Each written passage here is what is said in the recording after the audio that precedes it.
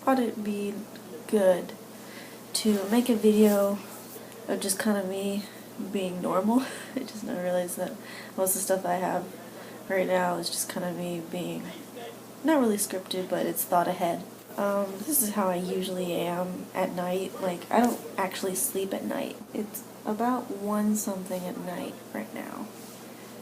And I usually am asleep from the hours of like 12 to 6 or 12 to 7, give or take a couple hours. And that's mostly because I don't really sleep well. I don't sleep well. I haven't slept well since I was in middle school.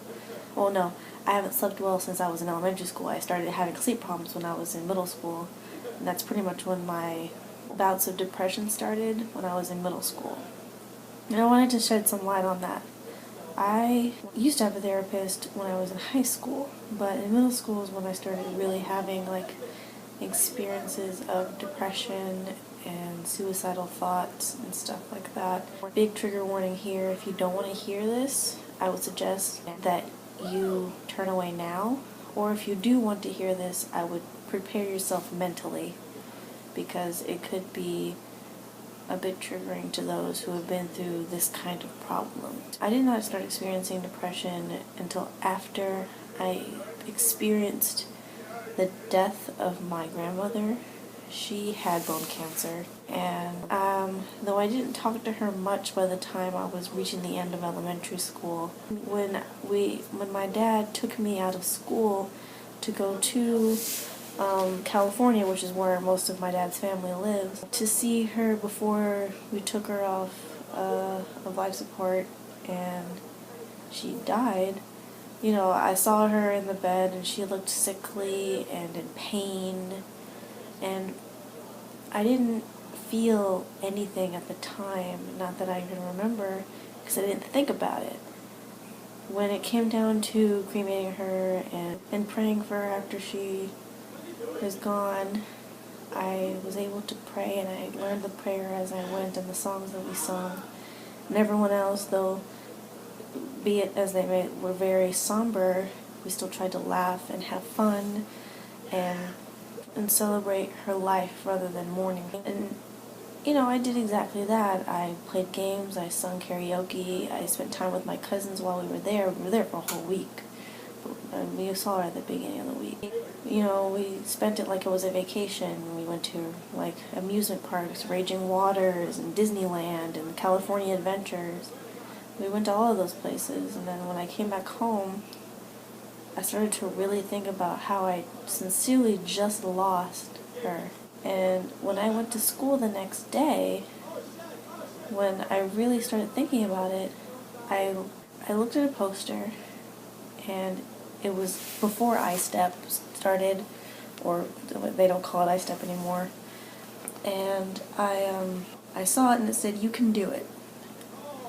And it made me think of her and how she was very supportive of me as a person and me, you know, going through life and stuff like that. And it made me stop in the middle of walking in the hallway, and I started crying and crying and crying. And a teacher saw me. It was my old 2nd grade teacher. She stopped and said, "What's wrong?" and said, "My grandma's dead. She's gone." And it's still hard to talk about it now. And when it happened, and when I tried to talk to my dad about it, he shunned it off. He didn't really want to talk about it. He was clearly guarding himself, and I understand it. It isn't normal for him to really express emotions, from what I can tell. But to be perfectly honest, it made it harder for me to move on. So by the time I made it to middle school, I was always sad, always depressed, and so afraid of everything. I didn't care if I lived or died, because what did it matter if no one cared in the end? Because that's how I felt when my dad didn't show any emotions after his mother died. It was nothing, so I figured it wouldn't matter if I died. I started losing friends, and I didn't really have any when I moved back in with everyone, and I was so guarded and so jaded towards everyone that by the time I reached high school, I had gone out of 2 or 3 or 4 relationships with both men and women, well, boys and girls at the time. And I'd already been taken advantage of emotionally, physically, mentally. I just couldn't trust anyone. It wasn't until I found a very dear friend who isn't my friend anymore now, and it happens all the time in high school. Things happen, drama happens where you just can't be friends with them because they're being a hindrance to your life. And well, but I gained the friends I have now that I feel I could have for a lifetime. I am friends with my friends Nick, Eric, Jessica, Rachel, Mike, Logan. I have so many friends in so many places that if I really ever needed them, I could call them, I could ask them for their help, because I made that bond with them, whether it be through some type of event. I was able to trust them with everything, trust them with my feelings, my past, and my mistakes, because in the end they did not judge me. Even after the mistakes that I made recently, they all still love and take care of me, and they want the best for me. And I couldn't ask for anything better than that, because if I didn't have that, I don't think I would have been here. I'd gone through so many suicide attempts. I had been with a therapist who's prescribed me Prozac and Seroquel to help me sleep. And I understood at the time that maybe it was just a phase, but to me, everything felt so small, so insular, so in itself, that I didn't feel like it was just going to go away. That if I just thought positively, that it would go away, because that wasn't how it was going to go. I had to work at it. I had to work at what I would feel happy with.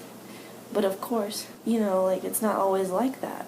Even though sometimes I have moments where I feel sad, or I just need to be alone, or I need to just feel something, or I need to cry, I don't tell myself I can't. I tell myself if I need the moment to just release myself of all that emotion so that I can clearly and calmly think, that I'm going to do it, because if I start to close in on myself like I used to, I know it was going to head back to where I used to be. And I think that's all I can say on that, is that sometimes the best way to get past your emotions is to feel it for the moment that you have it, and then think on it later, to write it down. That journal I had for my projects, I used to write down all of my specific incursions, because it would help me see it in full view, and then I would understand it. And I think that's the best way that I can tell you to deal with your emotions and you're feeling unsure and uncertain of yourself, is to talk to somebody and write out your problems as best as you can think about it. Because sometimes writing it out will help you see what could be wrong. If you need someone to talk to, all of my information's at the bottom. It's in the description below. And if you just need something that you feel secure with, I'll also put the suicide and self-harm prevention line, the number down there as well. I believe there is a line that you can also text. If I can find that one, I will also put it down there, because sometimes typing it out is easier than talking, because sometimes when you talk you jumble your words. So I know that sometimes it doesn't feel safe. It doesn't feel safe for you, because you don't know what's going to come next. I want to tell you right now, if you're going to listen to anyone, if you need any sign, that this is it. Not today. Don't do it today. Okay? Let this be your sign to keep going, because it's incredibly, incredibly worth it.